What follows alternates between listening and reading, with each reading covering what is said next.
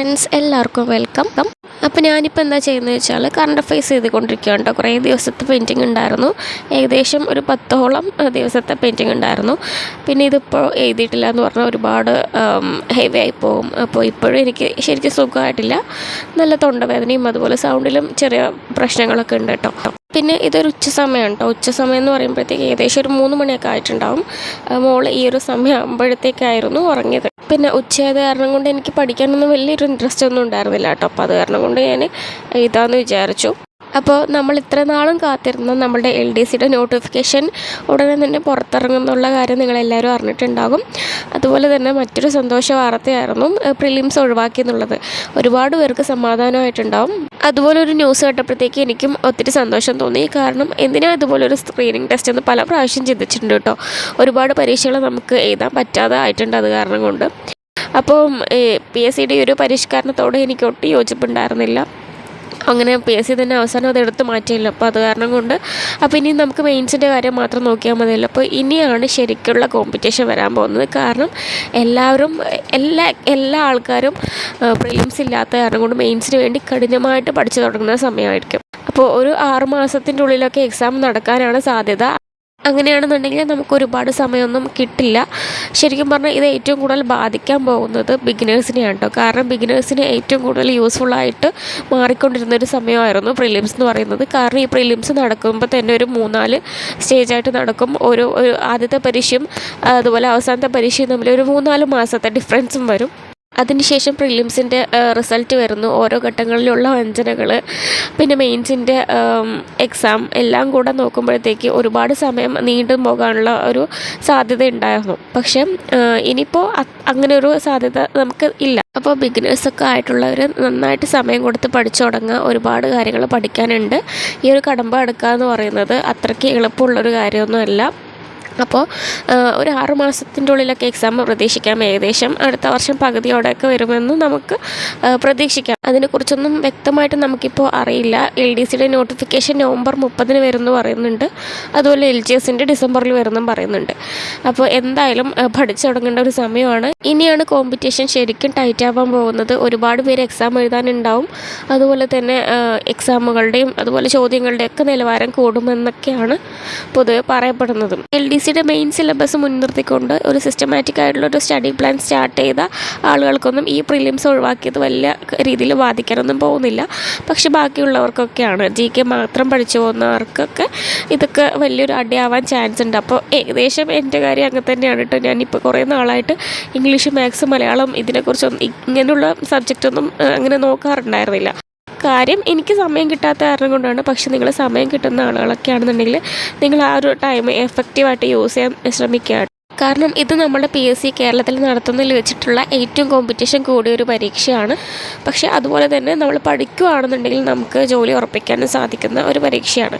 അതുകൊണ്ട് തന്നെ ഇപ്രാവശ്യം കോമ്പറ്റീഷൻ ലെവലും കുറച്ച് കൂടുതലാണ്. എല്ലാ ആൾക്കാരും PSC പ്രിലിംസ് ഇല്ലാത്ത കാരണം കൊണ്ട് മെയിൻസിലേക്ക് എത്തിപ്പെടുന്ന ഒരു സാഹചര്യമുണ്ട് പണ്ടത്തെ പോലെ തന്നെ. അതുകൊണ്ട് തന്നെ ഈ ഒരു കോമ്പറ്റീഷൻ ബീറ്റ് ചെയ്യാൻ നമുക്ക് നമ്മുടേതായ നല്ലൊരു എഫേർട്ടിൻ്റെ ആവശ്യമുണ്ട്. അപ്പോൾ എല്ലാവരും നന്നായിട്ട് പഠിച്ചു തുടങ്ങുക. അപ്പോൾ LDCയുടെ ടൈം ടേബിൾ വേണമെന്നാണോ നിങ്ങൾ കമൻറ്റ് ചെയ്തിട്ടുണ്ടായിരുന്നു? എനിക്ക് ശരിക്കും മനസ്സിലായില്ല കേട്ടോ, അത് കാരണം കൊണ്ടാണ് ചോദിക്കുന്നത്. അപ്പോൾ ടൈം ടേബിൾ എന്ന് പറയുമ്പോഴത്തേക്കും ഒരുപാട് കാറ്റഗറി നമ്മളെ തന്നെ ഒരുപാട് കാറ്റഗറിയിലുള്ള ആളുകളാണ് നമ്മളെ വീഡിയോസ് കാണുന്നത്. വീട്ടമ്മമാരുണ്ട്, ജോലിക്ക് പോകുന്നവരുണ്ട്, പിന്നെ അല്ലാതെ പഠിക്കുന്നവരുണ്ട്. അപ്പോൾ എങ്ങനെയുള്ള ടൈം ടേബിളിൻ്റെ കാര്യമാണ് നിങ്ങൾ ചോദിച്ചതെന്ന് വെച്ചാൽ എനിക്ക് സത്യം പറഞ്ഞാൽ മനസ്സിലായില്ല. അതൊന്ന് നിങ്ങൾ ക്ലിയർ ആക്കി തരുവാണെന്നുണ്ടെങ്കിൽ മറ്റൊരു വീഡിയോയിൽ നമുക്ക് അതിനെക്കുറിച്ച് ഡിസ്കസ് ചെയ്യാം. പിന്നെ നിങ്ങൾ മാക്സിമം കമൻറ്റ് ചെയ്യുക. നിങ്ങളുടെ കമൻറ്റിൽ കൂടെയാണ് ഞാൻ ഓരോ കണ്ടൻസും ചെയ്തുകൊണ്ടിരിക്കുന്നത്. പിന്നെ കഴിഞ്ഞ വീഡിയോയിൽ നിങ്ങൾ വീഡിയോസ് എല്ലാം നല്ല മോട്ടിവേഷനാണ്, പഠിക്കാനുള്ള ഇൻട്രസ്റ്റ് വരുന്നുണ്ട് എന്നൊക്കെ പറയുന്നത് കണ്ടപ്പോഴത്തേക്കും എനിക്കും ഒരുപാട് സന്തോഷമായിട്ടോ. കാരണം നമ്മളെ വീഡിയോ ചെയ്യുന്നതിൻ്റെ മെയിൻ പർപ്പസ് തന്നെ ഒരു സ്റ്റഡി മോട്ടിവേഷൻ എന്ന രീതിയിൽ തന്നെയാണ് കേട്ടോ. കാരണം ഞാനിപ്പോൾ കുറേ നേരം നിങ്ങളുടെ അടുത്ത് പഠിക്കുമെന്ന് പറഞ്ഞുകൊണ്ട് നിങ്ങൾക്കൊരു മോട്ടിവേഷനും കിട്ടാൻ പോകുന്നില്ല. അതുപോലെ ഞാൻ പഠിക്കുന്ന കാണുമ്പോൾ നിങ്ങൾക്കൊരു മോട്ടിവേഷൻ ഉണ്ടാകുന്നുണ്ടെന്നുണ്ടെങ്കിൽ അത് എനിക്കും അങ്ങനെ തന്നെയാണ്. ഞാനും ഇതുപോലെ ആരെങ്കിലും എല്ലാം നല്ല പ്രൊഡക്റ്റീവായിട്ടൊക്കെ പഠിക്കുന്നതൊക്കെ കാണുന്ന സമയത്ത് എനിക്കും അതുപോലെയൊക്കെ പഠിക്കാനുള്ള ഒരാഗ്രഹം ഉണ്ടാവാറുണ്ട്. അപ്പോൾ ഞാൻ ചെയ്ത് കാണിക്കുമ്പോഴാണല്ലോ നിങ്ങൾക്ക് ഇത് കുറച്ചും കൂടെ എഫക്റ്റീവ് ആവുന്നത്. അപ്പോൾ നിങ്ങളുടെ കമൻറ്റും എനിക്ക് അതുപോലെ തന്നെ ഒരു മോട്ടിവേഷനാണ് കേട്ടോ, കൂടുതൽ വീഡിയോസ് ചെയ്യാനുള്ള ഒരു പ്രേരണ കൂടിയാണ്. അപ്പോൾ ഞാൻ അതിന് ശേഷം ഒരു ക്വസ്റ്റ്യൻ പേപ്പർ ചെയ്യാമെന്ന് വിചാരിച്ചു കേട്ടോ. എന്തായാലും ഉച്ച സമയമാണല്ലോ, എനിക്ക് പഠിക്കാനും വേറെ തോന്നുന്നുണ്ടായിരുന്നില്ല. എക്സാം എഴുതാമെന്ന് വിചാരിച്ചിട്ട് എഴുതുവാണ്. അപ്പോൾ ഇത് ഏതാ ക്വസ്റ്റ്യൻ പേപ്പർ എന്ന് ചോദിച്ചാൽ 2023 കഴിഞ്ഞ ലാസ്റ്റായിട്ട് നടന്നൊരു പരീക്ഷയായിരുന്നു കേട്ടോ. ഫീമെയിൽ അസിസ്റ്റൻറ്റ് പ്രസൻറ്റ് ഓഫീസർ എന്ന് പറഞ്ഞിട്ടുള്ള ഒരു ക്വസ്റ്റ്യൻ പേപ്പറായിരുന്നു. ശരിക്കും ഞാൻ ഈ ക്വസ്റ്റ്യൻ പേപ്പർ ചെയ്തപ്പോഴത്തേക്ക് ഞാൻ ചെയ്യാൻ പാടില്ല എന്ന് തോന്നി. അപ്പോൾ ഞാൻ നിങ്ങളുടെ എല്ലാ വീഡിയോയിലും പറയുന്നതാണ്, നിങ്ങളൊരു ബിഗിനർ ആണെന്നുണ്ടെങ്കിൽ ബേസിൽ നിന്ന് തുടങ്ങാമെന്ന്. പക്ഷെ ഞാനിപ്പോൾ ചെയ്തതെന്ന് വെച്ചാൽ ഞാൻ ഇത്രയും ദിവസത്തെ ഒരു ഗ്യാപ്പ് എടുത്തിട്ടുണ്ടായിരുന്നു, അസുഖങ്ങളും അതുപോലെ ഹോസ്പിറ്റൽ കേസുകളൊക്കെ ആയിട്ട്. അതിനുശേഷം ഞാൻ വീണ്ടും തിരിച്ചു വന്നതിന് ശേഷം ഡയറക്റ്റ് ഒരു ക്വസ്റ്റ്യൻ പേപ്പറിലേക്ക് എനിക്ക് പോകേണ്ട ആവശ്യമില്ലായിരുന്നു ശരിക്കും പറഞ്ഞാൽ. അപ്പോൾ ഇത് ഞാനൊരു 10th മെയിൻസ് ക്വസ്റ്റ്യൻ പേപ്പറാണെന്ന് വിചാരിച്ചിട്ടെടുത്താണ്. പക്ഷേ എനിക്ക് തോന്നിയത് +2 മെയിൻസിൻ്റെ ക്വസ്റ്റ്യൻ പേപ്പറാണെന്ന്. കുറച്ച് അത്യാവശ്യം നിലവാരം കൂടിയ ക്വസ്റ്റ്യൻ പേപ്പറായിരുന്നു. എനിക്ക് തോന്നിയാണോ എന്നറിയില്ല, നല്ല ടൈറ്റായിരുന്നു. അപ്പം അത് എഴുതിയപ്പോഴത്തേക്ക് എനിക്ക് എൻ്റെ ഫുൾ കോൺഫിഡൻസും പോയിട്ടോ. എനിക്ക് എന്താ പറയുക, വേണ്ടായിരുന്നു. ഇനിയിപ്പോൾ എൻ്റെ ടെൻഷനൊന്നും കൂടെ കൂടി. അപ്പോൾ ഇത്രയും നാളും ഇംഗ്ലീഷും മാത്സും മലയാളം ഒക്കെ നോക്കാത്തതിൻ്റെ നല്ല രീതിയിലുള്ള കുറവുകൾ എനിക്ക് എക്സാമിൽ ഉണ്ടായിട്ടുണ്ട്. അതുമാത്രമല്ല കേട്ടോ, ഞാനിപ്പോൾ കുറേ നാളായിട്ട് എന്താ പഠിച്ചുകൊണ്ടിരിക്കുന്നത്, ബയോളജി പഠിക്കുന്നുണ്ടായിരുന്നു, എക്കണോമിക്സും പഠിക്കുന്നുണ്ടായിരുന്നു, പിന്നെ കോൺസ്റ്റിറ്റ്യൂഷൻ പഠിക്കുന്നുണ്ടായിരുന്നു. ഈ 3 സബ്ജക്റ്റിൽ എനിക്ക് അത്യാവശ്യം എനിക്കൊരു സംശയമില്ലാതെ ആൻസർ എഴുതാൻ പറ്റിയിട്ടുണ്ടായിരുന്നു. പക്ഷേ ബാക്കിയുള്ള സബ്ജക്റ്റിലെല്ലാം എനിക്ക് സംശയങ്ങൾ, കൺഫ്യൂഷൻസ്, ഡൗട്ടുകൾ, അതുപോലെ എനിക്ക് കുത്താൻ തന്നെ ഒരു എന്തോ പോലെ. അതുപോലെ Kerala governance and importance acts കേട്ടോ, ഒരു 3-4 മാസം മുമ്പ് മെയിൻസ് പരീക്ഷകളൊക്കെ നടന്നുകൊണ്ടിരുന്ന സമയത്ത് പഠിച്ച സബ്ജക്റ്റുകളാണ്. അതിനുശേഷം ഞാൻ ആ സബ്ജക്റ്റുകൾ പിന്നെ തുറന്നു നോക്കിയിട്ടേ ഇല്ല എന്ന് വേണം പറയാൻ. അപ്പോൾ അതിന്ന് വന്ന ക്വസ്റ്റ്യൻസ് ഒന്നുപോലും എനിക്ക് കുത്താൻ പറ്റിയിട്ടില്ല കേട്ടോ. അപ്പോൾ എൻ്റെ പഠിത്തത്തിൻ്റെ ഒരു റോങ് ട്രാക്ക് ഞാനിപ്പോൾ മനസ്സിലാക്കിയിട്ടുണ്ട്. അപ്പോൾ ഞാനിങ്ങനെ ക്വസ്റ്റ്യൻ പേപ്പേഴ്സ് ഇടയ്ക്ക് ചെയ്യുന്നത് എന്തിനാന്ന് വെച്ചാൽ എനിക്ക് അപ്പോഴാണ് മനസ്സിലാവുക ഞാൻ റൈറ്റ് ട്രാക്കിലാണോ അതോ മോശമായിട്ടുള്ള പഠിത്ത രീതിയാണോ കണ്ടിന്യൂ ചെയ്ത് പോകുന്നതെന്നുള്ളത്. അപ്പോൾ ഇപ്പം എനിക്ക് മനസ്സിലായി ഞാൻ ഒരു തെറ്റായ ട്രാക്കിലൂടെയാണ് പോയിക്കൊണ്ടിരിക്കുന്നത് എന്നുള്ളത്. ഈ ഒരു രീതിയിൽ ഞാൻ കണ്ടിന്യൂ ചെയ്ത് പോകുകയാണെങ്കിൽ എനിക്ക് LDSയും കിട്ടാൻ പോകുന്നില്ല, ഒന്നും കിട്ടാൻ പോകുന്നില്ല. അങ്ങനെ ഫുൾ കോൺഫിഡൻസും പോയിട്ടാണ് കേട്ടോ. പക്ഷേ എനിക്ക് ഈ ഒരു പരീക്ഷകളിൽ എനിക്ക് നെഗറ്റീവും ഉണ്ടായിരുന്നു. അതുപോലെ തന്നെ ഞാൻ ഒരുപാട് ക്വസ്റ്റ്യൻസ് ഒന്നും സംശയം കാരണം കുത്തിയിട്ടേ ഇല്ല, എന്നിട്ട് പോലും എനിക്ക് നെഗറ്റീവ് കൂടുതലായിരുന്നു കേട്ടോ. ഞാൻ പറയുകയാണെങ്കിൽ എനിക്ക് ഭയങ്കര വിഷമമുണ്ടെന്ന് പറയാൻ. ഒരു 40 താഴെയാണ് എൻ്റെ മാർക്ക് വന്നിട്ടുണ്ടായിരുന്നത്.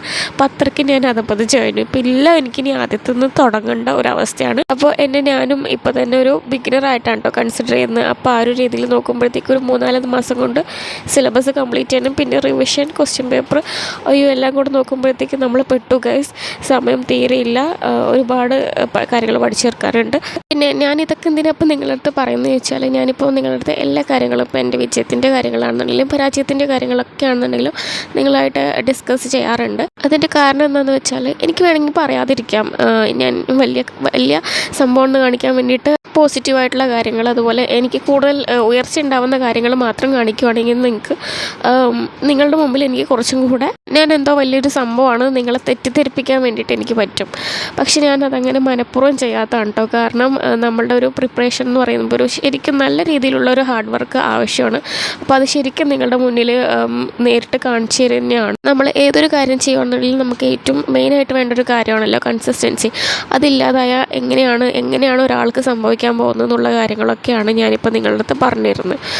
അപ്പോൾ അത് നിങ്ങൾക്ക് ചിലപ്പോൾ മോട്ടിവേഷൻ ആയിരിക്കാം, അല്ലെങ്കിൽ നിങ്ങൾക്ക് തോന്നാം ഞാൻ ഇങ്ങനെയൊന്നും പറഞ്ഞിട്ടില്ല എന്ന് പറഞ്ഞാൽ ഞാൻ ഉയർച്ച മാത്രം ഇങ്ങനെ കാണിച്ചുകൊണ്ടിരിക്കുകയാണെന്നുണ്ടെങ്കിൽ നിങ്ങൾക്ക് തോന്നാം അയ്യോ ഇത് എന്ത് മനുഷ്യനുണ്ടപ്പോൾ നമുക്കൊന്നും ഇത് പറ്റില്ലല്ലോ എന്ന് തോന്നിയിട്ടുണ്ടാകും.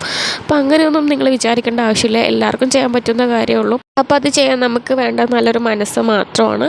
അപ്പോൾ അത് ചെയ്യാൻ നിങ്ങൾക്ക് എന്തായാലും സാധിക്കുന്നുള്ള ഒരു പ്രതീക്ഷ എനിക്കുണ്ട്. കാരണം അങ്ങനെ ചെയ്യാനുള്ള ഒരു ആഗ്രഹമുള്ളത് കാരണം കൊണ്ടാണ് നിങ്ങളിപ്പോൾ ഇതുപോലുള്ള വീഡിയോസൊക്കെ കാണുന്നത്. അല്ലാന്നുണ്ടെങ്കിൽ നമ്മളുടെ വീഡിയോസ് എല്ലാവർക്കും കാണാൻ താല്പര്യമുള്ളൊരു കണ്ടൻറ്റൊന്നും അല്ലല്ലോ, വളരെ കുറച്ച് പേര് മാത്രമേ കാണാറുള്ളൂ. അപ്പോൾ നിങ്ങൾ അതിൽ ഉൾപ്പെട്ടത് നിങ്ങൾക്ക് നല്ലൊരു ഭാവി ആഗ്രഹിക്കുന്ന കാരണം കൊണ്ടാണ്. അപ്പോൾ നിങ്ങൾ നന്നായിട്ട് പെർഫോം ചെയ്യുകയാണെന്നുണ്ടെങ്കിൽ ഈ LDC നമുക്ക് എന്തായാലും നേടിയെടുക്കാം, ഒന്നിച്ച് തന്നെ നേടിയെടുക്കാം. അതിനുശേഷം നിങ്ങൾ നല്ലൊരു ജോലിയൊക്കെ കിട്ടിയതിന് ശേഷം ഇവിടെ വന്ന് കമൻറ്റ് ചെയ്യാം കേട്ടോ. അപ്പോൾ എനിക്കും അതൊരുപാട് സന്തോഷമായിരിക്കും. അപ്പോൾ ഞാൻ ആ ക്വസ്റ്റ്യൻ പേപ്പർ ചെയ്ത് കഴിഞ്ഞപ്പോഴത്തേക്ക് അതിലെനിക്ക് അറിയാൻ പാടില്ലാത്ത ക്വസ്റ്റ്യൻസ് എല്ലാം നോട്ടിലേക്ക് എഴുതുവാണ്. പിന്നെ ഞാൻ ഇതിൽ മാത്സ് ചെയ്ത് നോക്കിയില്ല കേട്ടോ. എനിക്ക് ഒരു പകുതി എത്തിയപ്പോഴത്തേക്ക് എൻ്റെ ഗ്യാസ് പോയി. അങ്ങനെ മാത്സ് മാത്രം ഒരു 10 ക്വസ്റ്റ്യൻ ഉണ്ടായിരുന്നു. അത് ഞാൻ ചെയ്ത് നോക്കിയില്ല. മാത്സിലത്തെ ക്വസ്റ്റ്യൻ വായിച്ചപ്പോൾ തന്നെ 1-2 ക്വസ്റ്റ്യൻ വായിച്ചപ്പോൾ തന്നെ എനിക്ക് ഒന്നും മനസ്സിലാവുന്നുണ്ടായിരുന്നില്ല. അപ്പോൾ പിന്നെ ഞാൻ ബാക്കി ഈസി ഉള്ളത് പോലും എനിക്ക് ചെയ്യാൻ പറ്റുന്ന ഒരവസ്ഥയിലല്ലായിരുന്നു ഞാനും. പിന്നെ മോളെ എഴുതിയേക്കാനുള്ള ഒരു സമയമായിട്ടുണ്ടായിരുന്നു. അപ്പോൾ ഞാൻ ബാക്കിയുള്ള GKയും ഇംഗ്ലീഷും മലയാളവും ഒക്കെ നോക്കിയിട്ട് അതിൻ്റെ പ്രീവിയസ് ക്വസ്റ്റ്യൻസ് എനിക്ക് അറിയാൻ പാടില്ലാത്ത ക്വസ്റ്റ്യൻസൊക്കെ ഞാനിങ്ങനെ നോട്ടിൽ എഴുതി വയ്ക്കുകയാണ്.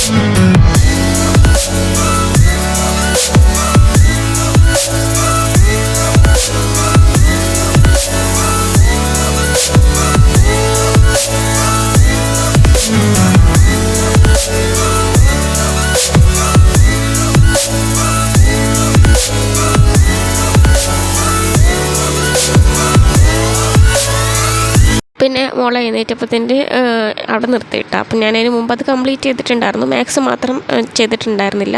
അത് നാളെ ചെയ്യാമെന്ന് വിചാരിച്ചു. പിന്നെ മോളുടെ ഫുഡാണ് കേട്ടോ ഇത്. കോറയില്ലേ, റാഗിയാണ്. അപ്പോൾ അതിൽ ഞാനിപ്പം മധുരത്തിന് വേണ്ടി ചേർത്തത് ആപ്പിളാണ് കേട്ടോ. ആപ്പിൾ അല്ലാതെ കൊടുക്കുമ്പോഴത്തേക്ക് അവൾ കഴിക്കുന്നേ ഇല്ല. അപ്പോൾ ഇതിലിട്ടിട്ട് അപ്പോൾ കൊടുക്കണം. അപ്പോൾ മധുരത്തിനും ആയി, അല്ലാതെ നമുക്ക് പനങ്കൽക്കണ്ട് പോലുള്ള സാധനങ്ങളൊക്കെ അല്ലെങ്കിൽ ചേർക്കാം. അത് ചേർക്കുന്നതിന് പകരം ഇങ്ങനെ ചേർത്താൽ കുറച്ചും കൂടെ നല്ലതാണല്ലോ. ഇത് കോൺസ്റ്റിപ്പേഷനുള്ള കുട്ടികൾക്കൊക്കെ വളരെ നല്ലതാണ് കേട്ടോ. റാഗിയും നല്ലതാണ്, ആപ്പിളും നല്ലതാണ്. അങ്ങനെ അപ്പോൾ ഇതൊക്കെ കൊടുക്കുന്നതാണ് കേട്ടോ ഏറ്റവും വലിയ പാട്. ഫുഡ് തീരെ കഴിക്കാൻ മടിയുള്ള കൂട്ടത്തിലാണ് അവൾ. പിന്നെ ഇതെല്ലാം മോളുടെ മരുന്നുകളാണ് കേട്ടോ. അപ്പോൾ അവൾക്ക് ഈ ഒരു കോൺസ്റ്റിപ്പേഷൻ്റെ പ്രശ്നം വളരെ സിവിയറായിട്ടുള്ള ഒരു പ്രോബ്ലമാണ്. കുറേ നാളായിട്ട് ഇതുകൊണ്ട് നമ്മൾ ബുദ്ധിമുട്ടുന്നുണ്ട്. അപ്പോൾ ഓരോ ഡോക്ടർമാരെയും കാണിച്ച് മാറി നോക്കി പക്ഷേ ശരിയാവുന്നേ ഇല്ല. ഇപ്പോഴും ഒട്ടും ശരിയായിട്ടില്ല കേട്ടോ അവൾക്ക്. ഇത് രാത്രിയിൽ ഞാൻ മോളുടെ ഡ്രസ്സുകളൊക്കെ ഒന്ന് വലിച്ചിട്ടതായിരുന്നു. അതായത് അവളുടെ ഡ്രസ്സുകളെല്ലാം കൂടെ ഞാൻ ഒരു പെട്ടിയിലാക്കിയിട്ട് വെക്കുന്നതാണ്. പക്ഷെ ഞാനിങ്ങനെ കുറച്ച് വയ്യാതൊക്കെ ആയപ്പോഴത്തേക്ക് വേറെ ആരെങ്കിലും അതിൽ കൈതൊട്ടിട്ടുണ്ട് പറഞ്ഞാൽ മൊത്തത്തിൽ അങ്ങനെ വലിച്ചു വാരിയിടും. അപ്പോൾ അങ്ങനെ ആയത് കാരണം കൊണ്ട് പുതിയൊരു സാധനം നോക്കുകയാണെന്നുണ്ടെങ്കിൽ നമുക്ക് ഒരുപാട് നേരം തിരയേണ്ട ഒരു അവസ്ഥയാണ്. പിന്നെ മുഴുവൻ അലങ്കോലമായിട്ട് കിടക്കുകയായിരുന്നു കേട്ടോ. അപ്പോൾ ഞാൻ വിചാരിച്ചു എല്ലാം ഒന്ന് അടുക്കി പെറുക്കി വെക്കാമെന്ന് വിചാരിച്ചു. അങ്ങനെ എല്ലാം കൂടെ എടുത്ത് വലിച്ചു വാരി ഇട്ടിരിക്കുവാണ്. ഇനിയിപ്പോൾ എൻ്റെ പണി എന്താണെന്ന് വെച്ചാൽ ഇതൊക്കെ ഒന്ന് ഓർഗനൈസ് ചെയ്ത് വെക്കണം. പിന്നെ എനിക്കിങ്ങനെ ഓർഗനൈസ് ചെയ്ത് വെക്കുക, അതുപോലെ ഇങ്ങനെയുള്ള പല കാര്യങ്ങളിലും ഒരുപാട് ഇൻട്രസ്റ്റ് ഉണ്ട്. പിന്നെ നമ്മളിപ്പോൾ അതിലൊന്നും വലിയൊരു സമയം കൊടുക്കാറില്ല കേട്ടോ. അതായത് എനിക്കിപ്പോൾ കുക്കിംഗ് ആണെന്നുണ്ടെങ്കിലും ഡിസൈനിങ് ആണെന്നുണ്ടെങ്കിലും ഓർഗനൈസിങ്, ക്ലീനിങ്, ഇങ്ങനെയുള്ള പല കാര്യങ്ങളിലും ഇൻട്രസ്റ്റ് ഉണ്ട്. പക്ഷെ ഞാൻ അതിനൊന്നും ഇപ്പോൾ യാതൊരു ഇമ്പോർട്ടൻസും കൊടുക്കാറില്ല. ഈവൻ സെൽഫ് കെയറിങ്ങിന് പോലും ഒരു ഇമ്പോർട്ടൻസും കൊടുക്കാറില്ല. കാരണം നമ്മൾ കൂടുതൽ സമയം പഠിക്കുന്ന കാരണം കൊണ്ട് ഇങ്ങനെയുള്ള പല കാര്യങ്ങളും നമുക്ക് ശ്രദ്ധിക്കാൻ സമയം കിട്ടുന്നില്ല എന്നുള്ളതാണ് സത്യം. അപ്പോൾ ഒരു മനുഷ്യനൊരു സമയം ഒരു കാര്യത്തിലാണ് കോൺസെൻട്രേറ്റ് ചെയ്യാൻ പറ്റുക എന്നുള്ളതാണ് എൻ്റെ ഒരു വിശ്വാസം. അപ്പോൾ ഞാൻ ഇപ്പോൾ ഇതിനിങ്ങനെയുള്ള കാര്യങ്ങൾക്ക് കൂടുതൽ സമയം കൊടുക്കുകയാണെന്നുണ്ടെങ്കിൽ എൻ്റെ പഠിത്തം എന്ന് പറയുന്നത് കുളമാകും. എനിക്കതിന് 100% കൊടുക്കാൻ സാധിക്കില്ല. അത് കാരണം കൊണ്ട് വല്ലപ്പോഴൊക്കെ ചെയ്ത് വെക്കാറുണ്ട്. പക്ഷേ മോളുടെ ഡ്രസ്സുകളിങ്ങനെ പാൻറ്റ് വേറെ, ടോപ്പ് വേറെ, ഫുൾ സ്ലീവ് ടോപ്പ് വേറെ, ഉടുപ്പ് വേറെ, ഇങ്ങനെ മാറ്റി വെച്ചിട്ടില്ല എന്ന് പറഞ്ഞാൽ അതെനിക്ക് തന്നെ ബുദ്ധിമുട്ടാണ്. അപ്പോൾ അത് കാരണം കൊണ്ട് ഞാനിതെല്ലാം കൂടെ ഒന്ന് ഓർഗനൈസ് ചെയ്ത് വെക്കുകയാണ്. ഇന്ന് രാത്രി എനിക്ക് പ്രത്യേകിച്ചൊന്നും പഠിക്കാൻ പറ്റിയിട്ടുണ്ടായിരുന്നില്ല കേട്ടോ. കാരണം എന്താണെന്ന് വെച്ചാൽ മോള് ഭയങ്കര കരച്ചിലും വാശിയും എന്തെല്ലോ എനിക്ക് സത്യം പറഞ്ഞാൽ ഭയങ്കരമായിട്ട് ടെൻഷനായിപ്പോയി. എന്താ കാണിക്കുന്നതെന്ന് വിചാരിച്ചിട്ട്.